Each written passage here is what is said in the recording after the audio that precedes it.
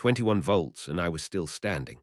That number stuck with me, not because I counted it, but because Director Veloth read out each increase over the arena speakers like she was listing produce, flat and precise, while a girl's nervous system came apart in front of 5,000 witnesses.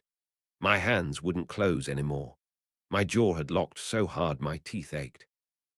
And somewhere above me, in the observation gallery, a four-eyed professor who'd spent a month insisting my planet was a fabrication was screaming for someone to cut the current.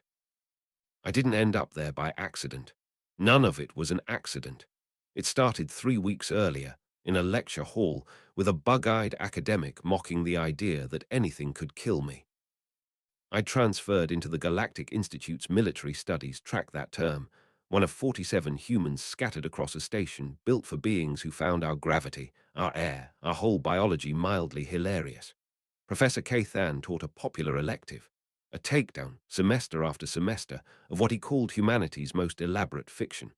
Earth, Tier 9 death world, population 8 billion, survival rate for outside colonists, 0. He read our own planetary surveys aloud like punchlines: atmospheric pressure, a hair off garden world standard, a temperature range barely worth mentioning by his scale, and the room laughed with him. 50-some species from the Vorlax to the silicon-bodied Vortex delegation, all delighted to catch the new kids in a lie. I sat in the front row the day he reached the wildlife, a 3-ton herbivore that kills more of us than any predator does, a jellyfish built from water and poison that can stop a heart in minutes, an insect the size of a fingernail that has done more killing across our history than every war combined.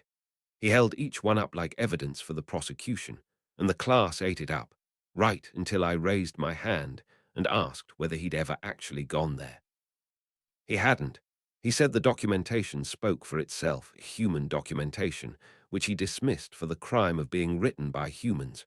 So I stood up and told him mine didn't come from a database. It came off my own arms. I rolled up my sleeve, showed him the scar running wrist to elbow, from a piece of rebar I pulled out of my own arm at age 7, buried under my collapsed schoolhouse for 14 hours after a 7.9 hit lemur. I told him about the jellyfish sting at 12 that should have stopped my heart and left only tissue damage instead. I put my brother's face on the projector, 14 years old, 6 days hospitalized with a fever that made him hallucinate, back in class a month later. My grandmother, 73, 3 bouts of disease and a broken hip, still on her feet 10 hours a day running her restaurant. Then I asked him to press one claw into my open palm. Just rest it there, I said. He did, hesitant, and I closed my hand around it and squeezed until his exoskeleton started to crack. Strength was never the trait that saved us, I told him, and the room had gone quiet enough I didn't need to raise my voice. Stubbornness was. I laid out the rest. A cousin who photographs Nile crocodiles from 3 meters with no gear but a lens. A father buried 20 minutes under an avalanche who climbed a different mountain the following year.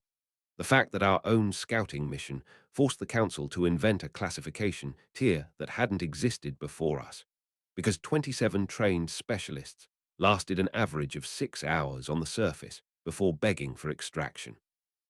Kathan sank onto his support platform and dismissed the class early. I heard later he didn't leave his lab for 3 days. I hadn't meant to become anyone's proof of concept, but the clip spread across 17 systems in a week, and pride does what pride does. Every species on the station wanted its own demonstration. That's how I found myself back in the main arena with 14 other volunteers. Kathan watching from the gallery like a man checking whether his own funeral had been exaggerated. The temperature trial, I walked away from unassisted after 45 minutes swinging between Arctic cold and desert heat, while a Greenian's rock-plated hide split at minute 15. The endurance course, I finished alone, falling back on the only trick that ever worked. Let the body run itself and put the mind somewhere quiet, a habit left over from cross-country season back home. Around me, a silicon-bodied competitor built for impact rather than distance ground to a halt at the halfway marker. I crossed the line while the crowd was still murmuring about the ones who hadn't. Then came the current. Veloth called it voluntary. Most of the room believed her. I watched a Felari cry out and drop off the field at level 7, watched a tentacled competitor's limbs flash panic colors and pull back at 11, watched the Greenian's whole body split along old fault lines at 15. I stayed. Not because it didn't hurt. It hurt in a way that erased language, that made my spine want to fold in on itself. But because some old, essential part of me had decided a long time ago that quitting and dying were the same door, and I wasn't opening either one on command. 16, 17. My vision started graying at the edges, and somewhere past that the counting stopped meaning anything. 18, 19, 20. You may withdraw, Veloth's voice said, almost gentle now. You've made your point, Participant Santos. I didn't have enough left to answer her in words. I just didn't move. 21. That's where Cathan's voice cracked the arena wide open, 4 eye stalks locked rigid, demanding they shut it down before I proved something that was already proven. They cut the current, and I went down like a puppet with the strings sliced. The last thing I remember before the medical wing swallowed me whole was Leo's hands under my shoulders and his voice telling me I was an idiot, which, fair enough. He came to see me the next day, and Cathan came with him, a separate visit, later that week, standing at a careful distance from my bed while his mandibles worked before any sound came out. I built 3 semesters on a bias I mistook for rigor, he said. You corrected the record once in your first class. This time I watch what my conclusions would have cost if anyone had believed them and gone to your world unprepared. His eye stalks dipped low, the closest his species comes to lowering their eyes. I'm asking to sit in your courses, properly this time, as a student. I told him permission granted and warned him he'd hate the syllabus because we don't teach from a podium. We teach by doing. He didn't argue. He asked instead what the recovery protocol looked like for a nervous system that had taken that much current and wrote my answer down like it mattered.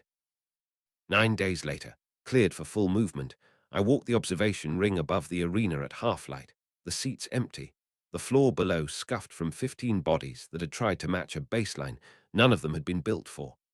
I still had the monitoring bracelet from the electrical trial looped around my wrist. Nobody had removed it, and I hadn't bothered to ask. Its readout had gone dim days ago, 1 dead pixel where the heart rate line used to blink. I stopped at the rail and turned my wrist over under the low light anyway, out of habit, the way you check a scar to make sure it's still yours.